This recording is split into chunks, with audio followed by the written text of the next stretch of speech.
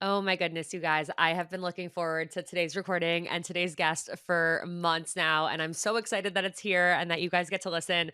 Today, we have Minaa B on the podcast. Mina, welcome to Seeing Other People. Hi, thank you for having me. Thank you for being here. So, for those who don't know, you're about to not only get to know Minaa B and all of her expertise, but you're about to become obsessed with her. You're about to buy her book. Trust me, it's incredible and you need it. So, Minaa B is a licensed social worker, mental health educator, and the author of Owning Our Struggles, A Path to Healing and Finding Community in a Broken World. And I I cannot wait for this conversation. There's so much that I want to talk to you about and learn from you about. But before we get into all of that, I would love to just hear how you ended up where you are today. What led you to writing this book and learning everything that you learned? hmm Really good question. And it kind of just dates back to my childhood, growing up dealing with depression and anxiety, but not knowing, of course, as a kid what was wrong with me. It wasn't until I became more so like a teenager that I started to learn about mental health from seeing my guidance counselor in school, who pretty much I used to meet with on a weekly basis. And that was pretty much my introduction to therapy, even though she herself was not a therapist. And I remember deciding that I really wanted to just get into the mental health field because I wanted to understand what was wrong with me. And I also figured there are a lot of people who struggle with the things that I struggle with. So, how can I provide other people with resources and support? So, that led me to become a social worker. And I had been practicing for 9 years, where I worked with clients in different industries, from private practice to community mental health, working with clients who are diagnosed with depression, anxiety, as well as trauma. And I will say during this time period, I started to post a lot about mental health on social media. As we all know, Instagram evolved from taking selfies and pictures of your lunch and your donuts to now, sharing information. And once mental health became like a really prominent subject online, I started to share more about my views on mental health and started to share more resources to people who couldn't access therapy or didn't know where to start, I would say. So that led me to where I am today. And ultimately, when it comes to my book, Owning Our Struggles, I got the concept for the book in the year 2020. I think a lot of us can reflect on that year and think about how difficult and traumatic it was, ranging from the pandemic to the murder of George Floyd and just all of the social injustices and environmental racism and trauma that was happening that year. And so that is actually what sparked the idea for owning our struggles. Wow. Yeah. First of all, it's incredible that from a young age you were curious about the mental health space and followed that curiosity and knew that there was no way you were the only person feeling this way. Yeah. And I love that you started to talk about mental health on social media. I think that, you know, the world has become so much more open to learning about mental health and to going to therapy and even just exploring the concept of therapy because of how much it is spoken about on social media. And to your point, it's not accessible to everyone. And so it is incredible that you're able to educate people on mental health via social media if they can't afford a therapist, if they don't have access to a therapist. Yeah, COVID was a huge, huge turning point, I think, in all of our lives. And I feel like so many good things came out of it, even though it was so painful to go through. And this book is definitely a testament to that. I There's so much I want to talk to you about. Like I don't even know where to begin. But there a big theme throughout this book is healing. So obviously, you brought up anxiety, trauma, depression, all of these things that so many of us have gone through and have faced. And I think there's a handful of people who have experienced all of that, but don't even know. So the first question I'd want to ask you is like, do you think that everyone needs to heal? And, for those listening who have never explored this concept of healing, like, how do you know if you need to heal? And if you think maybe, like, how do you know what you need to heal from? Hmm. Well, I will start off by saying I do think everyone needs to heal, because healing pretty much is about evolution. It's about getting better, it's about evolving into a new version of yourself. And so, there are so many benefits to healing, and nobody is perfect. We're human beings who have gone through different types of things. And so, if there is an option to choose to grow and be better, I don't see why someone wouldn't want to take that option. So I do think that healing is something that we should all be trying to pursue. But how you know you've healed is really subjective. I think it's about taking inventory of your own personal experiences and asking yourself, how do I make decisions differently today compared to last month or even 5 years ago? How does my nervous system feel when I am in a difficult situation, or when I am facing conflict, or when I'm uncomfortable? How does my nervous system react now compared to a year or 5 years ago? It's really all about reflecting and just asking yourself on a day-to-day basis, how am I different? What part of me is growing? And I think that helps you determine how you've healed. I always tell people, however, that healing is a lifelong journey. There is no such thing as arriving or a destination. Unfortunately, adversity is something that is always going to come around. We're always going to have obstacles or barriers that we face as humans when we're trying to evolve.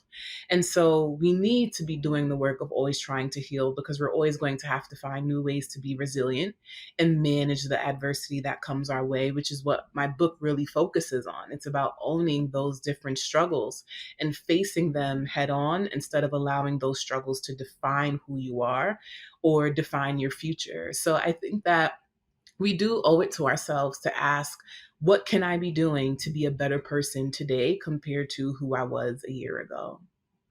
Absolutely. And yeah, I think you explained that really beautifully. And, there's nobody who hasn't been through something. And so many of us have faced so many different things in our lives. Some people have faced more adversity and have had more struggles than others. But think I like how you explained it, of like, there's always going to be something to heal from, or how can we be better than we were last year, Yeah. 10 years ago, et cetera. Because I think so many people are like, well, I don't need therapy. Like, I don't need to fix myself. Like, I'm fine. But it doesn't necessarily mean you're broken. It just means that there's always improvements that you can be making. And I'm glad we're talking about this, because I feel like there are people in my life who feel like there's nothing that needs to be quote unquote fixed, but it's not about that. It's about continuously being better, and maybe working through something that has been difficult in the past that you might not even realize you have to work through. Right, right. And I think it's also about remembering that healing and therapy are not synonymous. Mhm. You can heal without going to therapy. I truly believe that as long as you are doing the work to engage in resources that can help you become better, I don't want people to think that the only way I can be better is if I see a therapist. I know therapy has become very mainstream nowadays, and I'm really happy about that. But I think it's also turning into this feeling that unless I am in therapy, I'm not doing the work. And that is not true. There are a plethora of resources available to us, like books, like TED Talks, like conferences. There are so many things that is in our reach that we can utilize to try to become better. And also thinking about the fact that, I think it's okay to also enjoy life without feeling like everything needs to be fixed, and I think that's when people can get caught up in healing to the point where it can be detrimental, where you assume something is so wrong with you that you always have to be reading a book, or you have to go to therapy 5 days a week. And if you're not doing something that is pertaining to wellness, you're not okay. And that is not true, also. It's just about remembering that as we evolve and as we grow, there's always going to be an obstacle, or there's always going to be an opportunity to say, how can I be better? And there are also going to be moments within that journey where you're like, you know what, I'm thriving right now. And it's okay to sit in that, versus feeling like, it's so black and white, where if I'm not doing therapeutic work, that means I'm just not thriving. And that's not true. Yeah, absolutely. I think sometimes we feel pressure to take ourselves out of a joyous time period because it's like, oh, well, we can't just enjoy. Like something has to be wrong or we have to be working on something because that's what society wants us to do. Like, no, you can just enjoy. You can just exist and live and go from one day to the next. Exactly. So I really encourage people to just think about how you are cultivating joy in your life, because if we spend time always picking ourselves apart, we're going to always try to find something that needs to be fixed instead of learning to be content. And that's a big part of healing, learning to find joy in the everyday instead of feeling like you always have to be working on yourself, you know? And so I say all of that because I want people to just understand the nuance of healing. I think it can be easy to jump into this work and feel like it's black and white, and it really isn't. It's about that balance. It's about recognizing that there are going to be times where my healing work is rigorous, and there's going to be times where my healing work looks like cultivating joy and creating adventures in my life, you know? And so when you reflect on that, I think it also helps you understand how far you've come as a person. Definitely. Hearing you say this, I've easily thought about like my experiences over the last year or two. I feel like I was never like consistently just good. I was always either like on a high or a low. And if I didn't have something amazing happen, then like the week wasn't great. It was a bad week because nothing great happened. And I feel like over the last 2 years, I've really focused on finding peace with calmness and enjoying little things in my day or in my week that bring me joy. And I've found that it's just a much better way for me to live and feel happy rather than like having to wait for the occasion or the celebration or the milestone. Right, right. And I think that if everyone learns to incorporate that into their lives, you know, I think that we could find ourselves feeling a bit more at peace and learning to really practice gratitude. Gratitude isn't only being thankful for the big things that happen in life, it's the simple pleasures, it's the little things that bring us joy. Yeah, absolutely. A line that comes up often with guests on this podcast or when I go on other podcasts is this concept of you have to love yourself before you can be loved by someone else. And I feel like that in a way could be synonymous with healing. I personally don't agree with that line because I think loving yourself is an incredibly difficult thing to do. I'm curious what your thoughts are when it comes to like healing in terms of at what point in the healing process does should somebody be in order to be able to get into a healthy relationship or does it not matter? I think that everything requires nuance. So, do I believe that you have to love yourself more more or either just love yourself in general to get into a healthy relationship? I would not say that that is always true, because there are a lot of people who have been conditioned to learn how to love others more than they know how to even love themselves. Mhm. If it's not modeled for you what self love even looks like, it can be easy to be somebody who is very giving, who is very generous, who always aims to please people, but at the same time, you engage in self neglect and self abandonment.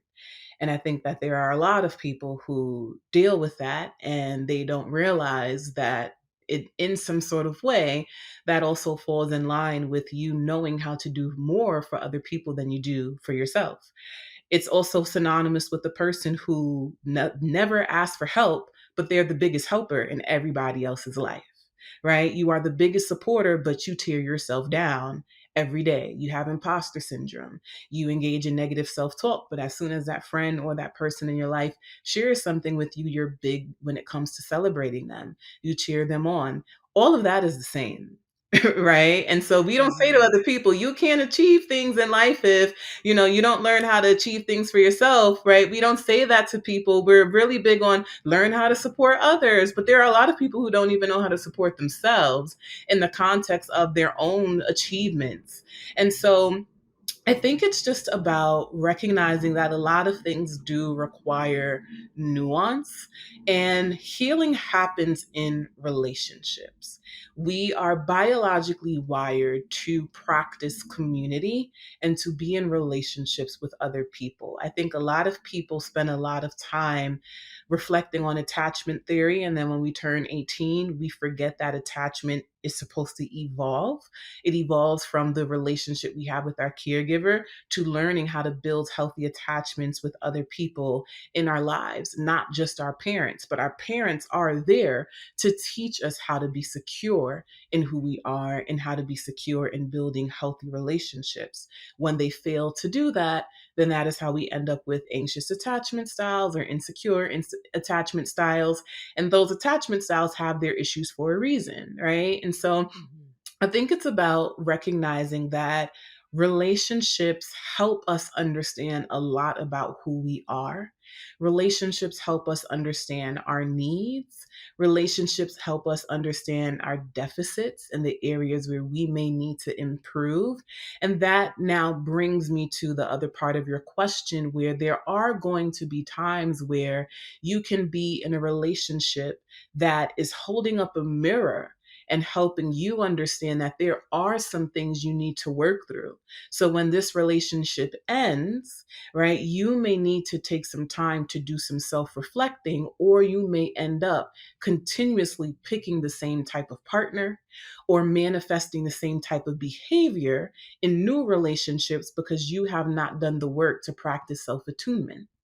And so it requires a lot of nuance, is what I'm trying to say. And I think that there are going to be times where, when a relationship ends, we do need to do the work of reflecting on that relationship and asking ourselves, well, what went wrong in that relationship? And maybe you may be able to say, there were a lot of red flags and I just bypassed them. That shows Mhm. me that you need to do some self reflecting, because if you allowed all of these things to happen and the signs were glaring, why wouldn't you make the same mistake with the next person that you date? Right. But there are also going to be times where that's not the case, where you can be in a very loving, thriving relationship and you've outgrown each other and you both have decided that you feel like there is no future together. And so that doesn't necessarily mean that there are so many things wrong that you need to tend to. But at the end of the day, I think we all owe it to ourselves to just practice self attunement and be reflective about the things that we want. And the best way to do that is to take inventory of our choices.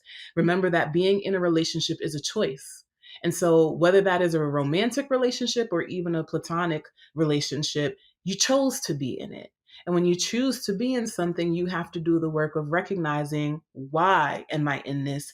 And what are the things that I want to improve upon if I don't want this type of relational cycle to continue.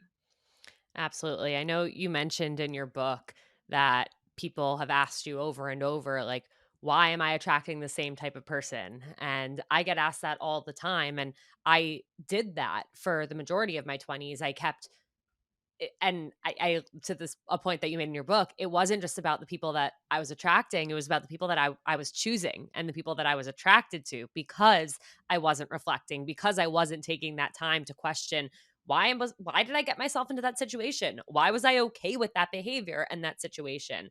And I think that's a really strong point about, taking accountability for your choices and realizing, like, you're choosing to be in a relationship, you can also choose to leave, but sometimes we don't do that because we are so hyper obsessed with what this could be, even if all signs are showing that it will not be that. Yeah, yeah, and I think that there's also a societal conditioning, because we live in a world or live in a society where relationships are high on the pedestal, right? And so a lot of people don't want to be single, and they will choose to stay in a relationship by any means necessary to avoid having to be alone.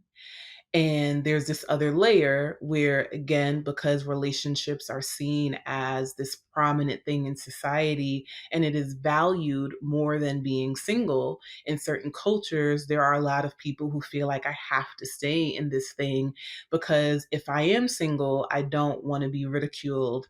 I don't want to be blamed for my singleness. I don't want to deal with all of the negativity that comes with being single. And so it's about managing how I feel about singleness. I also have to manage society's perceptions around singleness. And so I do think that there are so many different layers that a person has to peel away and decide that when you're living for yourself, you thrive versus when you're trying to live for other people, that impacts your mental health negatively.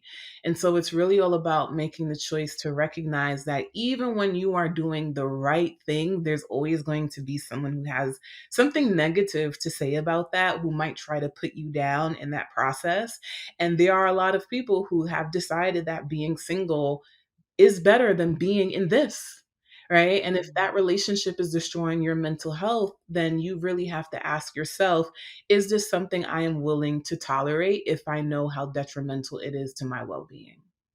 Absolutely, absolutely, and it takes a lot of self-awareness and, you know, the ability to look within to recognize that and be able to answer those questions. But that's why I'm glad that your book is out there. I'm glad that this conversation is happening just as a reminder for people to check in with themselves and in terms of how they're feeling and what's really happening because we get so caught up in what's going on that sometimes we don't ask ourselves like, do we feel good about what's happening? Like, is this really what we want? And it I do think it's better to, be single than to be with the wrong person, but I also know the feeling of feeling shame around being single and not being able to enjoy being on your own because there's this internal and external pressure to find somebody, which brings me to a conversation I'm really excited to have about dating apps. I want to quote something you said in your book, which was studies show that people who frequently use dating apps report higher levels of anxiety, depression, and stress.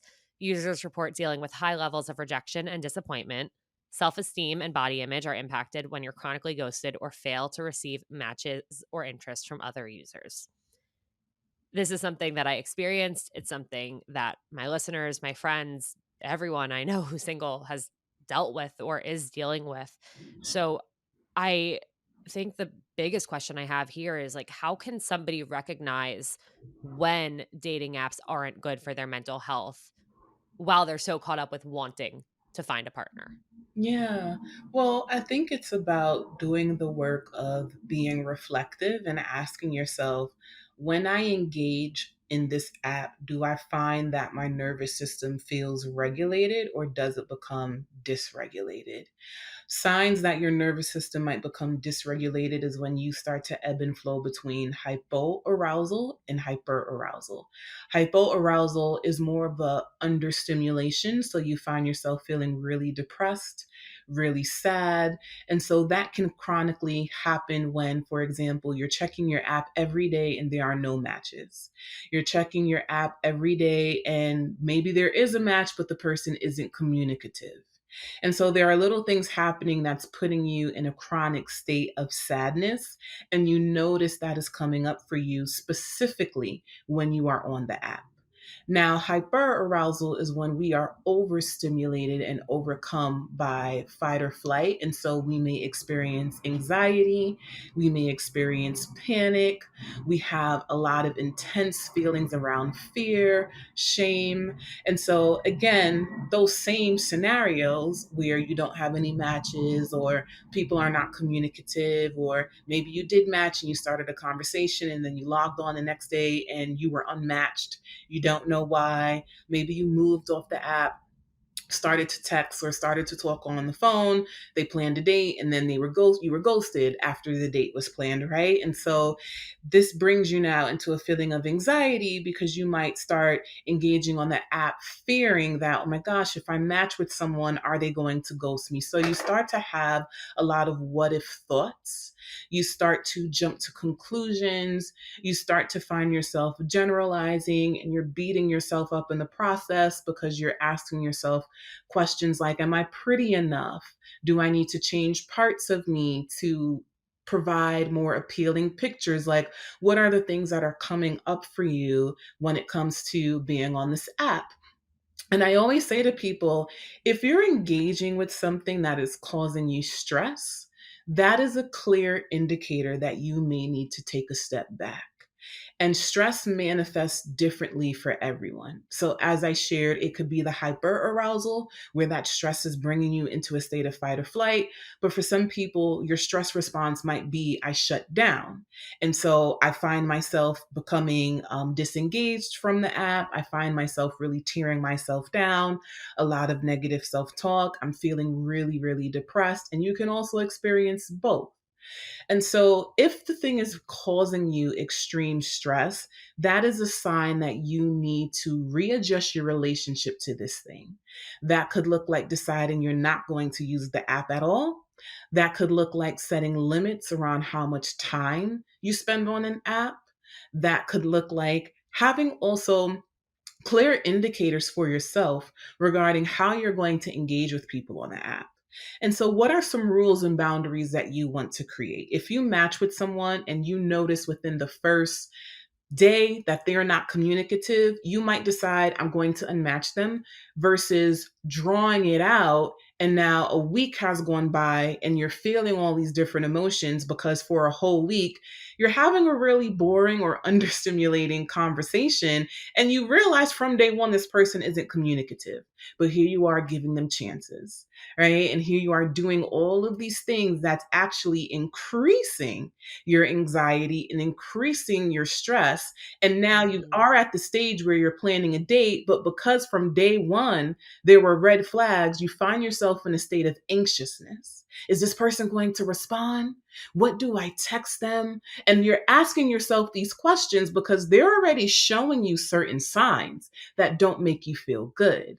And those are the things that we have to be self reflective on when it comes to how we engage in these dating spaces online. Yeah, 100%. And that situation happens over and over for everyone. And like I think it's so smart to say, put up a boundary. If this doesn't feel right, like I'm gonna remove myself from the situation because I know how it ends. What do you think the barrier or like when would it get to a point where somebody's maybe putting up too many boundaries versus where they're not actually giving somebody a chance? Because, with dating apps, like we all get busy. I'm getting married in a few months. My fiance messaged me and on Hinge and I didn't answer until a week later he messaged me again. There was no reason I didn't answer. I just didn't. I don't remember why.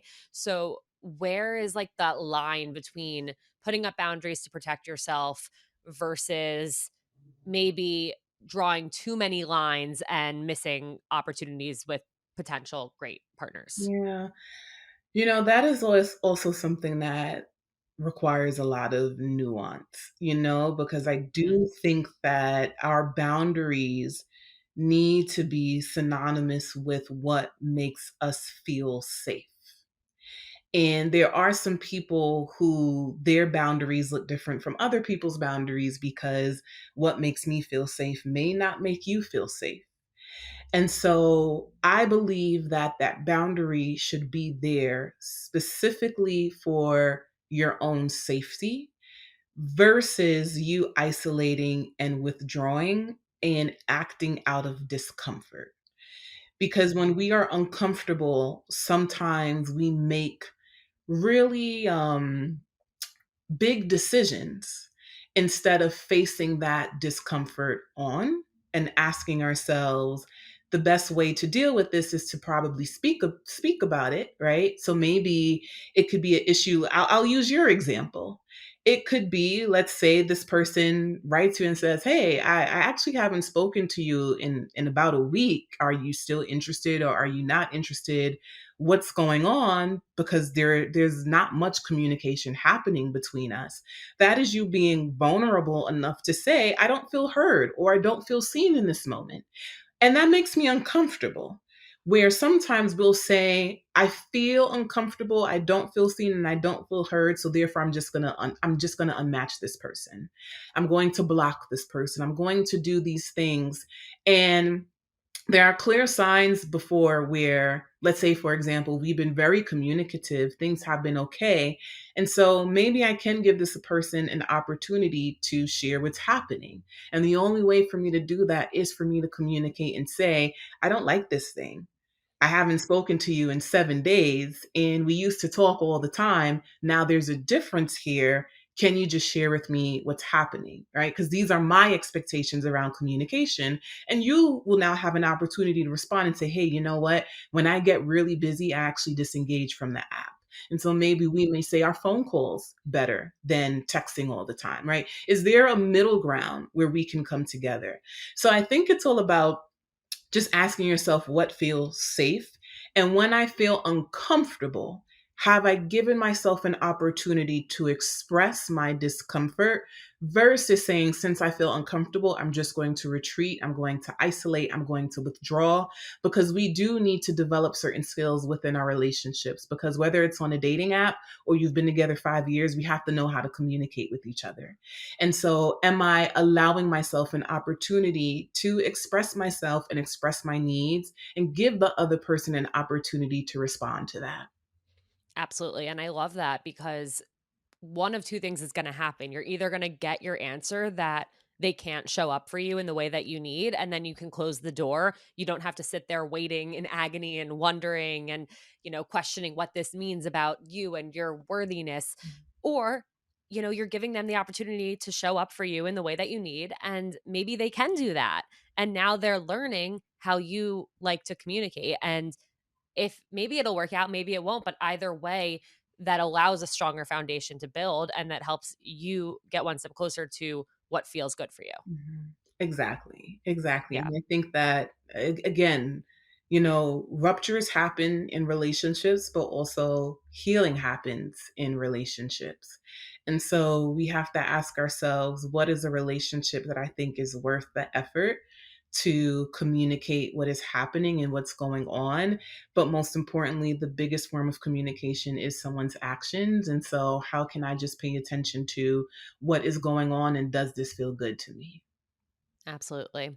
So before you mentioned red flags and ignoring them, you have this concept in your book that you talk about, which is ambiguous loss, Mm. which relates to over romanticizing. And I usually describe this as just putting someone on a pedestal, but I love this concept so much and how you articulated it. Can you explain it? Because I think it's something that the Seeing Other People listeners are very guilty of.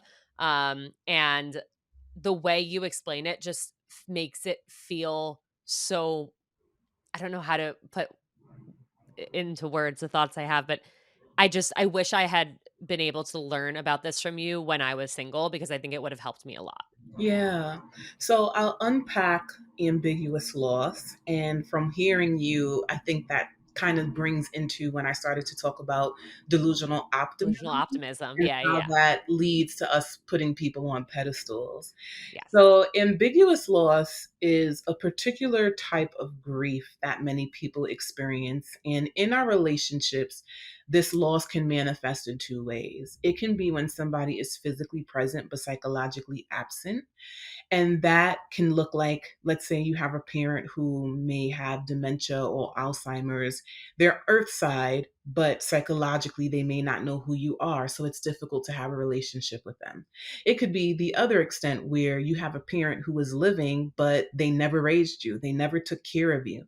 So people who are adopted might experience ambiguous loss, or people who deal with family estrangement, they may struggle with that form of ambiguous loss because this person isn't dead. So you're mourning someone who is still alive, but there is a psychological barrier between you all bonding and developing a healthy relationship. But there's another form of ambiguous loss, which is when a person is psychologically present but physically absent. And in the context of dating, I think people who are single tend to have somebody who is psychologically present. And that is because single people tend to have standards and preferences. So you know what you want. You have a particular type of person you recognize you're attracted to. And then there are also desires that you have when it comes to a romantic relationship. There are people who will say, I want to be married. There are people who will say, I want to have children.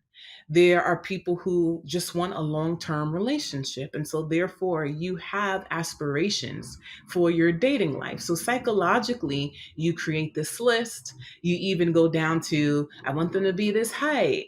And I know that this is the race that I particularly gravitate to, that I find attractive, that I tend to date.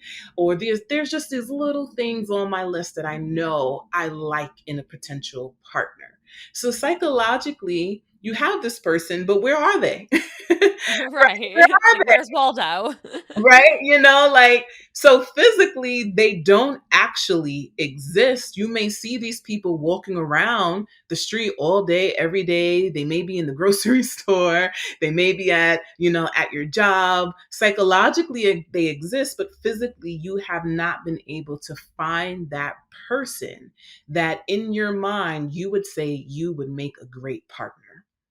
And so, to move along to delusional optimism, delusional optimism pretty much is when we become so optimistic in a person that we start to engage in a form of a delusion about who that person is, which is a false reality of who they are because we're clinging to the ideas of who we think they can be. And so if I have this checklist and I have already listed my type when it comes to race, height, gender, all of these things, I already psychologically know what I want in a partner.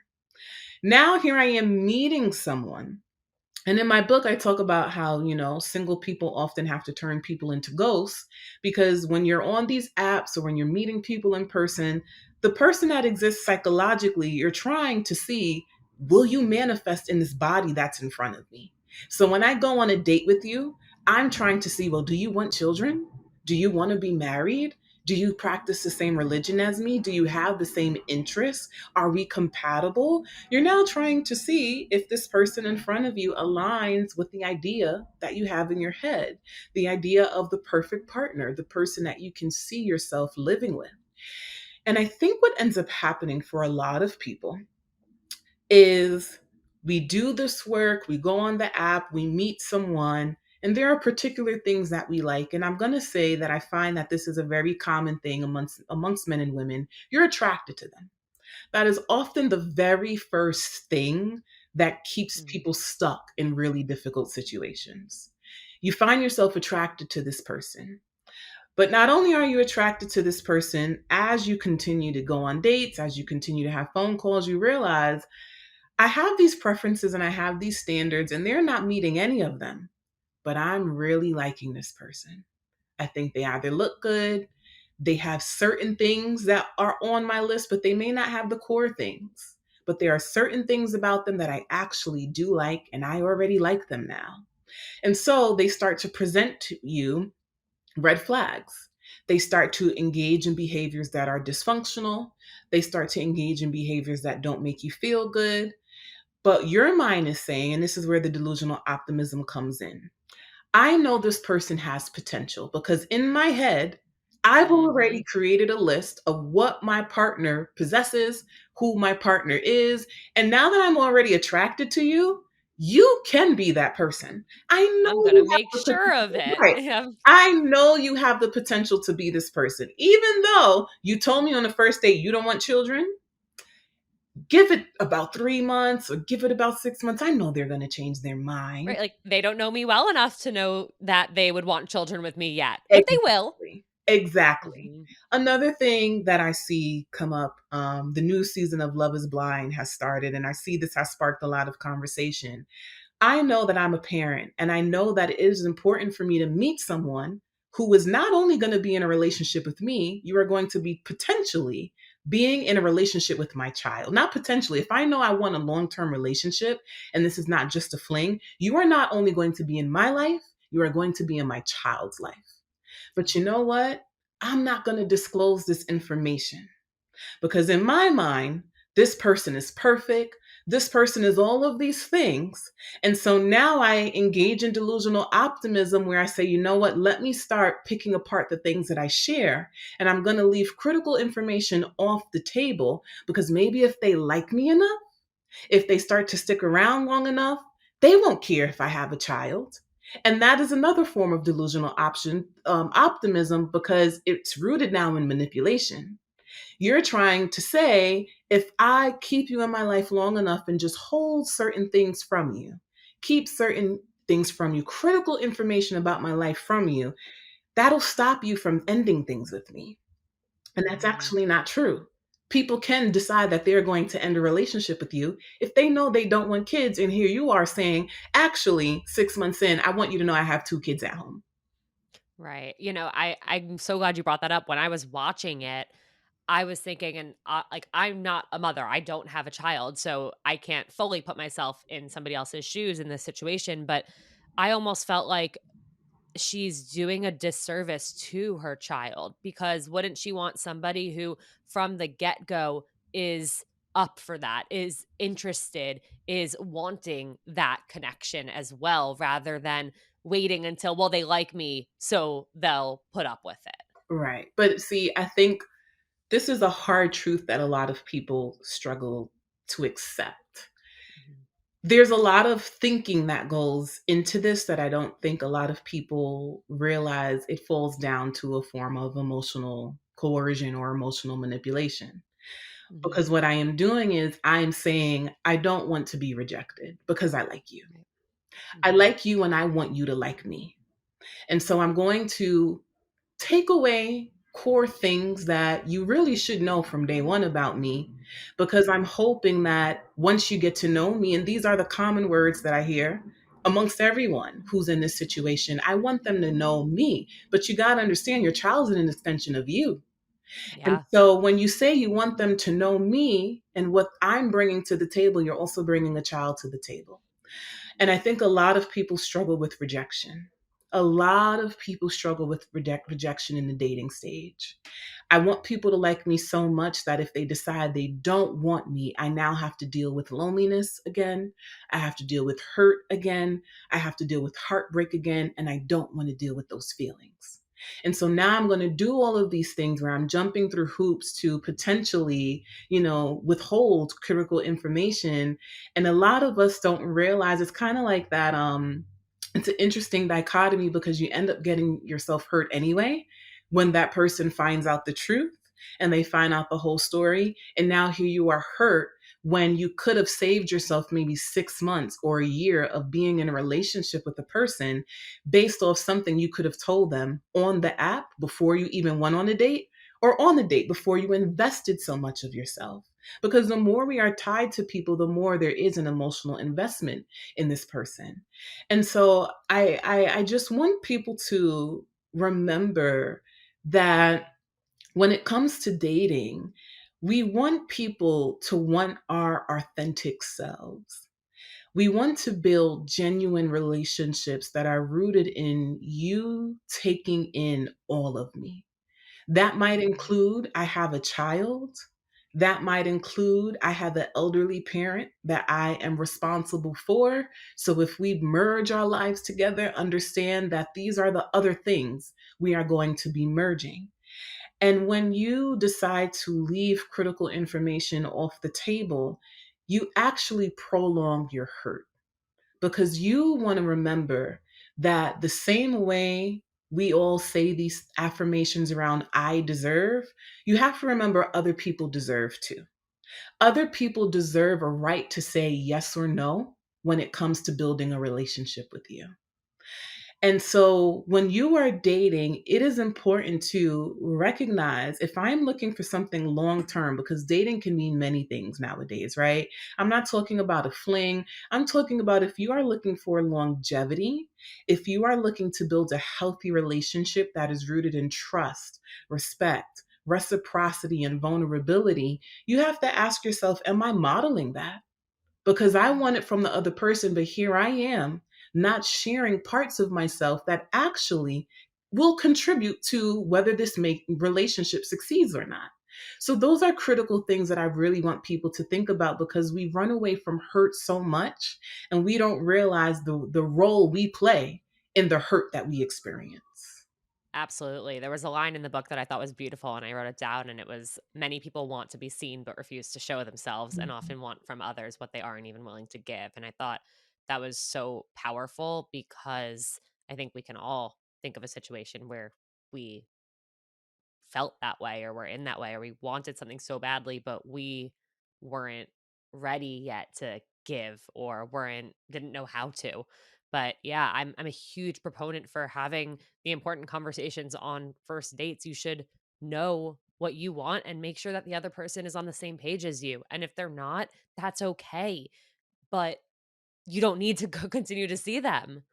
Like, we put ourselves in so many situations to hurt people and to get hurt because we're afraid to open up or we're afraid to find out that it's not a fit. But if it's not a fit, that's going to come out sooner or later. And it's better if it's sooner.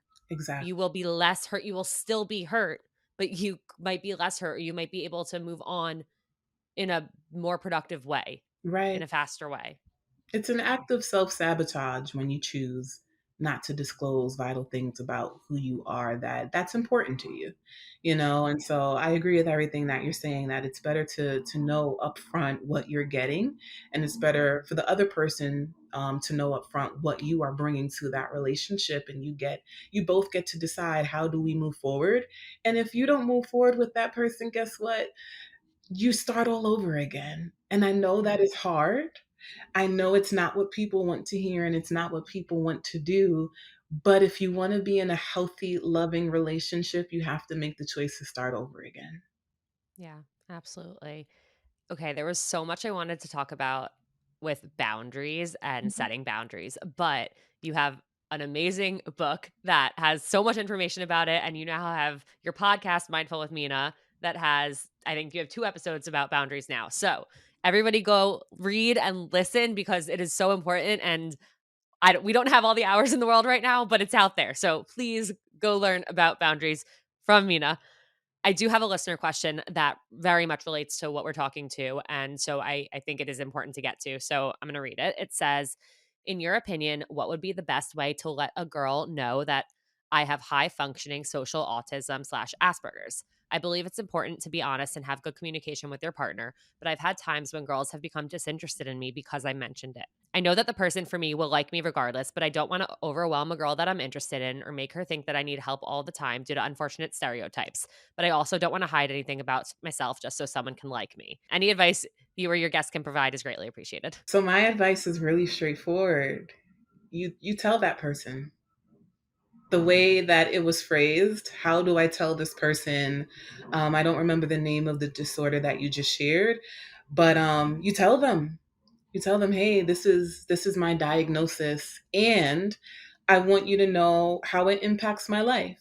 Because I also hear in the question that I don't want them to think that, it is so debilitating that this is what it's going to look like. You explain that to them. The more we share, the more we create vulnerable opportunities in our relationship to get to know someone. And I think we overthink things and we make it harder than it actually is. So when you say that you want a relationship that is built on the foundation of communication, you have to model that. And the best way to model that is to say to this person, there's something I want you to know about me. I want you to know how it impacts my life. I also want to let you know that I'm actually really scared to tell you this. But we don't want to manipulate people into liking us by withholding critical information about us. Because depending on how your diagnosis impacts your life, it's going to manifest in some way, and this person is going to have no clue what's happening because they're seeing you behave a certain way, but they don't know that this is rooted in a diagnosis. So they may start to be confused, and because there's no conversation around it, they don't even know what to do. You're not telling them how they can support you. You're not telling them what makes you thrive or what impacts you. You're not giving them this vital information about who you are. So I want people in moments like this, when they say, how do I tell someone XYZ? You literally just say, hey, I want to sit down with you and talk to you about the fact that I have XYZ. And I want you to know how it impacts me. I want you to know, how I'm taking care of myself. I want you to know this is what I need in a relationship. These are the things that overwhelm me. You talk about it. We can't build a long term relationship if we're not willing to communicate. And so I encourage this person to do the hard thing. And the hard thing is you just say what needs to be said. You don't prolong it. You just sit down and you find, you figure out how and when you want to tell them. But I would say you tell that person as soon as possible. And I would encourage them to reread the question they sent you and recognize they already have the script. They already know what to say. And so all you have to do now is just say it. There is no easy way to say a hard thing. You have to do the hard thing. And so if the hard thing is having the conversation, that means that you just have to ask yourself, how can you self soothe through the process? Because you recognize this is uncomfortable for you. But the only way to manage that discomfort is to tell the truth. Yeah, absolutely. And I think being vulnerable and saying the hard thing invites the other person to say whatever hard thing that's on their mind that they're afraid to say. And it really can create a foundation for strong communication with the right person. And so I think exactly, like, it's great that this person's thinking about it. It's great that they are doing it and trying to do it and wanting to do it. And anyone who isn't okay with it, that's on them and they're not your person. And you want somebody who is going to say, okay, thanks for letting me know, like, and ask questions or just accept it and know it and be okay with it. Right. And you want somebody like what you just said, you want somebody who is going to be okay with it, um, because that is the only way that we can live in a healthy unit, a healthy relationship where I am with someone who accepts me for who I am. So I even hear in the question that, it hasn't worked out with others in the past. And I know that brings up a lot of hurt and a lot of pain, and so I just want this person to figure out what they can do to self soothe through this process. But again, the only way to do a hard thing is to do it. There really isn't an easier way to communicate the truth. The truth is the Yeah, truth, and it has to be heard. absolutely. Well, this has been incredible. I do have one final question, and it is my favorite question to ask. What is the best piece of dating or relationship advice you've ever received? I will say it is that to remember that the quality of your relationships will impact your mental health.